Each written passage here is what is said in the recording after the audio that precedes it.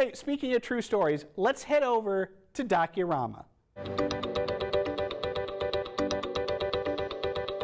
This is the part of the show where we're talking about documentary movies, and we're going to do so today with the Beatles, 8 days a week, the touring years.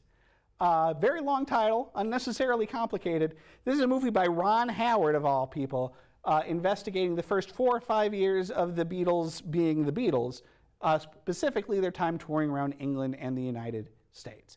I thought this was interesting. Some good interviews, some very good stories. It was fun to spend time with the Beatles behind the scenes. The thing I liked the most about it was that there were plenty of behind the scenes stories and photographs and things.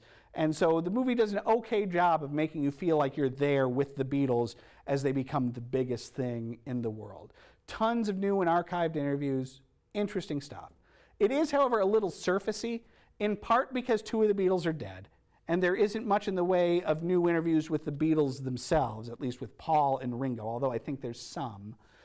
You get some sense of how it felt to be, like, it's a movie that does a better job of telling you how it would feel to be there with the Beatles, like to be a roadie or a press manager or something, but it doesn't do a great job of telling you what it was like to be a Beatle in that time and day and everything.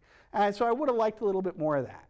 Still, it was a fun movie. I enjoyed watching it. I would maybe see it again. So I'm going to give it 3.5 stars.